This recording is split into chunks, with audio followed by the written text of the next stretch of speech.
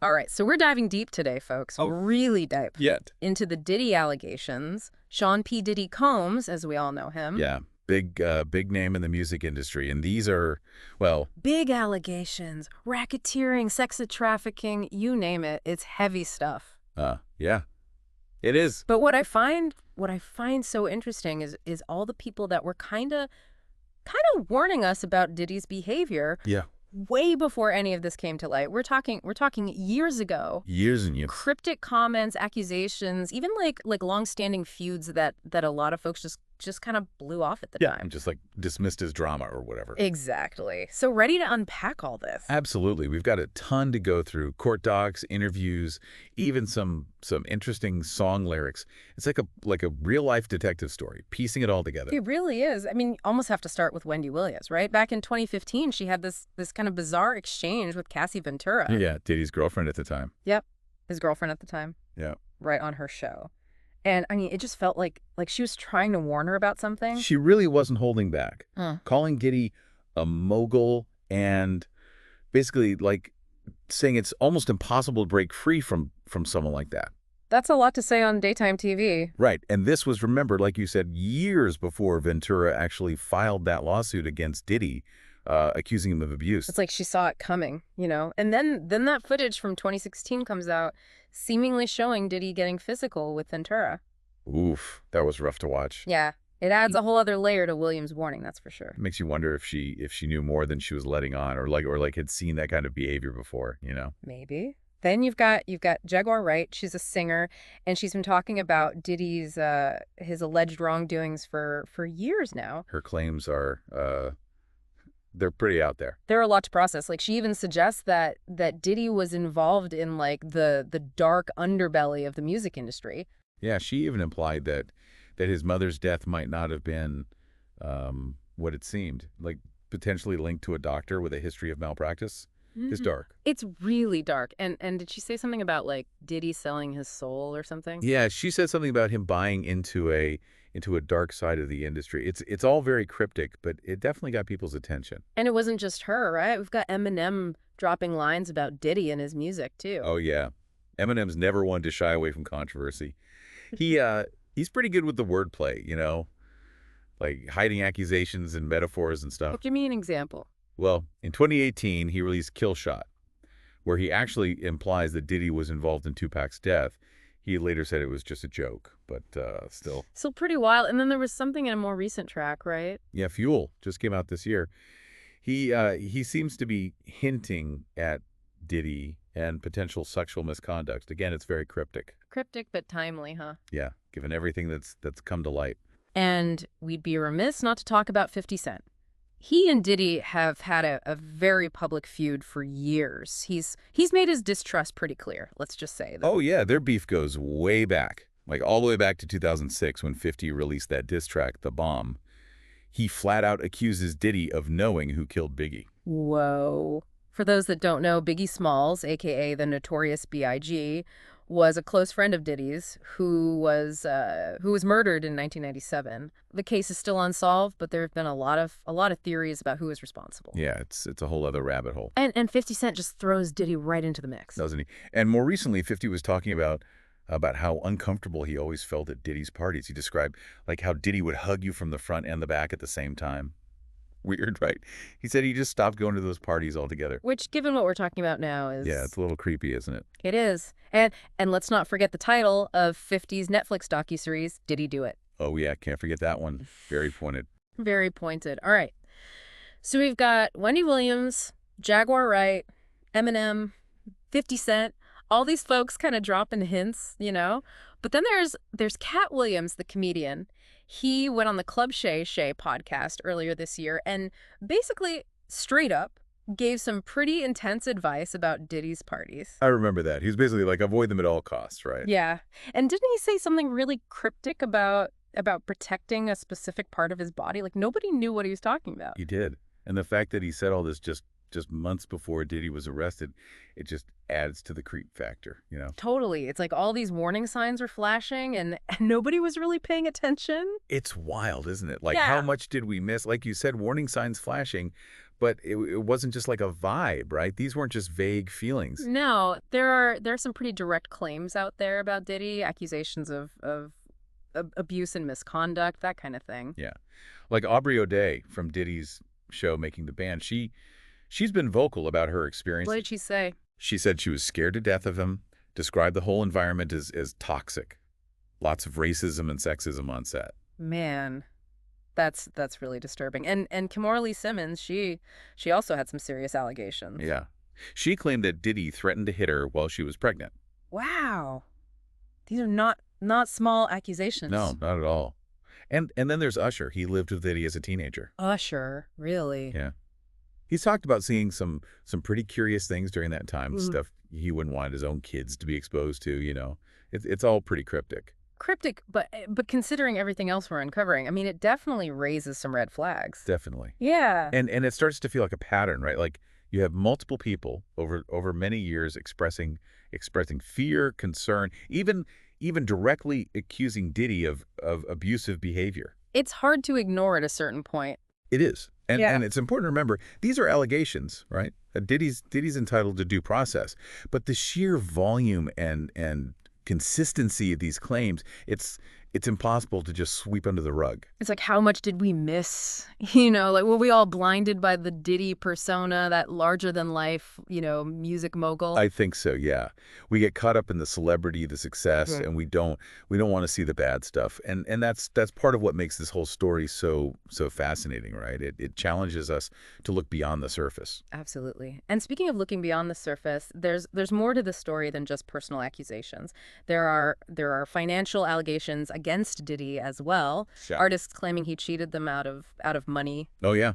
A lot of that going around. Yeah. Mace, for example, he's been pretty vocal about Diddy, taking advantage of him early in his career, signing to a bad publishing deal, withholding royalties, that kind of thing. And he's not alone, is he? Not at all. Dawn Richard, another former bandmate, she's filed a lawsuit alleging that Diddy owes her millions in unpaid earnings. So this isn't just about personal relationships. It's a pattern of potential exploitation, like, across the board. It seems that way, yeah. It adds a whole other dimension to the Diddy story, that's for sure. A much darker dimension, unfortunately. Yeah, and that brings us back to Cassie Ventura and the lawsuit she filed against Diddy in 2024. This one's crucial because it directly alleges years of abuse, sexual assault, and even sex trafficking. And Diddy denied these claims, right? He did, yeah. Yeah. But the fact that it led to an out-of-court settlement, I mean, that speaks volumes. It does. And we can't forget that footage from 2016 seemingly showing Diddy physically harming Ventura. I mean, that was pretty damning. It was, and for a lot of people, I think that footage, along with Ventura's lawsuit, it was a turning point. It was like, all of a sudden, all those cryptic comments, all the whispers about Diddy, they started to make sense. The pieces of the puzzle started falling into place. Exactly. And it's a testament to Ventura's bravery, you know, to come forward against someone as powerful as Diddy, especially in an industry like music where power dynamics are so intense. It takes guts to stand up to someone like that. You know, it makes you wonder if there are others out there who have similar stories but are afraid to come forward. I mean, can you imagine going up against someone like Diddy? It's terrifying. You know, there's that fear of retaliation damaging your career and also just the very real possibility of not being believed. Right. Like, who's going to believe you over Diddy, right? Exactly. And it makes you think about all those warnings and cryptic comments we were talking about. Like, were they just that? Or were people trying to warn us in the only way they felt safe? That's a great question. And some of those warnings, some of them were more direct than others. Like, think about Tupac back in 1995. No, yeah. Tupac and Vibe magazine. Right. He was asked directly if he thought Diddy was connected to the shooting he was involved in the year before. And he didn't hesitate, did he? Nope. He said, I believe so. Mm. And he said it was between me and him, and only he knows. And less than a year later, Tupac was killed in another shooting. It's tragic. And while there's no concrete evidence linking Diddy to either shooting, Tupac's words, they're hard to ignore. They add to that whole sense of unease surrounding Diddy. Yeah, they really do. And then you've got Dwayne Keefty Davis, who was recently arrested for Tupac's murder. Mm. He's actually claimed that Diddy offered $1 million to have Tupac killed. Hold on. $1 million. Yeah.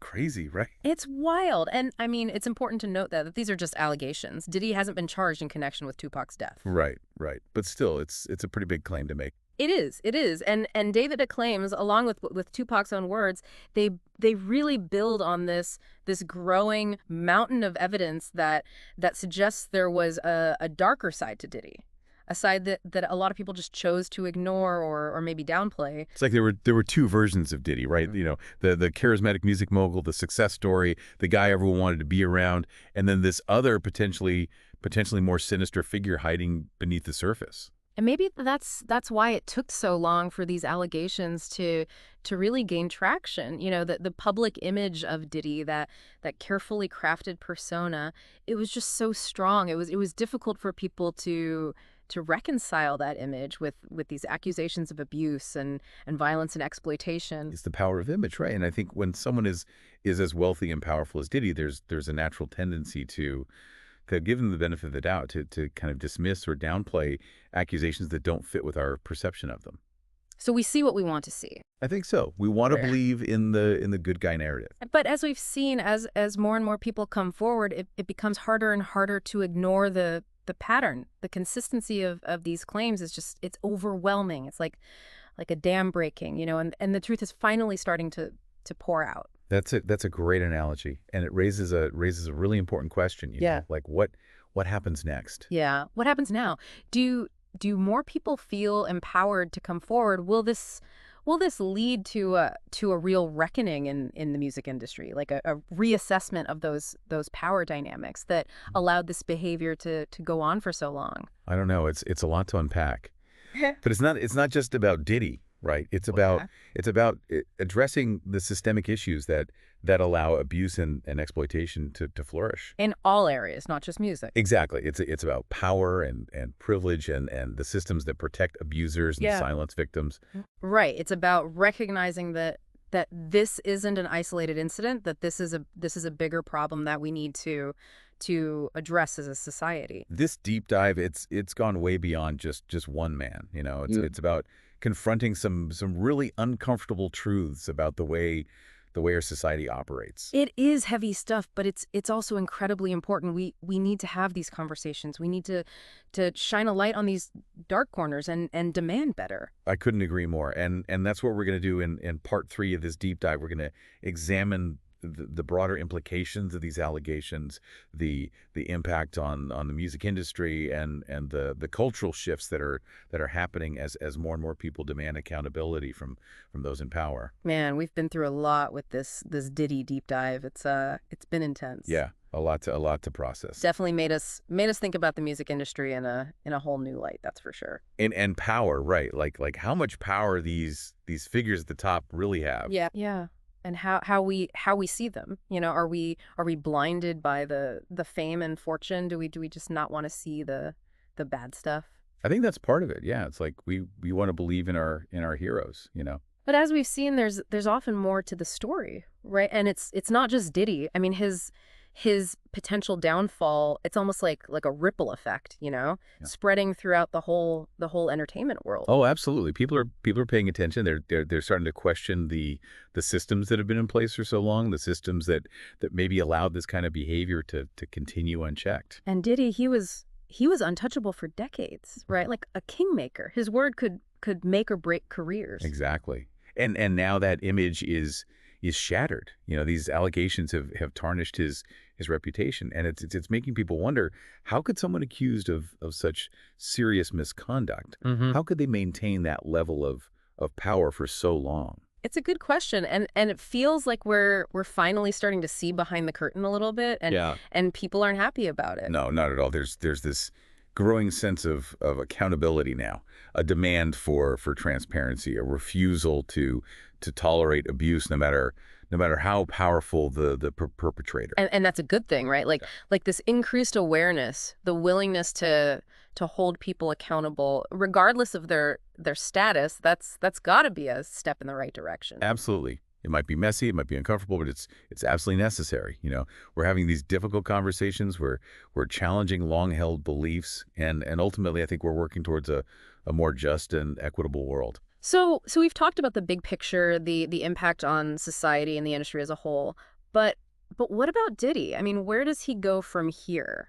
That's hard to say. He's facing serious legal charges. His reputation is in tatters. I mean, only time will tell what the legal and personal consequences will be.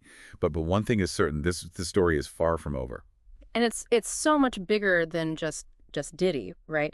It's about a cultural shift, a movement towards accountability and justice. It's about creating a world where power and influence don't shield abusers from consequences. Exactly. It's about believing survivors, amplifying their voices, making sure they're heard. So where do we go from here? What can we do, as individuals to contribute to this cultural shift? Oh, I think we can start by listening to survivors, Hmm. believing their stories, supporting their right to speak out. We can challenge the power structures that enable abuse. We can hold those in positions of authority accountable for their actions. We can educate ourselves about the dynamics of abuse, learn how to intervene when we see it happening. We can foster a culture of consent and respect where everyone feels safe and I mean, valued. and maybe most importantly, we can't ever stop asking questions. Yeah. You know, challenging the status quo, Yeah. demanding better for ourselves and for each other. Man, this deep dive has been a real eye opener. It's shown us the darker side of the music industry and how power dynamics can shape our world. It's a reminder that even those who seem untouchable, they can and should be held accountable for their actions. It's been a fascinating look at how truth can come to light even after years of whispers and allegations. It's a testament to the courage of those who speak out, especially when facing someone as powerful as Diddy. This whole story, it's still unfolding, and we don't know what the final outcome will be, but one thing is for sure, things are changing. The conversation has started, and there's no going back. And that's a powerful thing. It really is. Thanks for joining us on this deep dive. Keep asking those tough questions. Keep pushing for change, and always believe in the power of your own voice.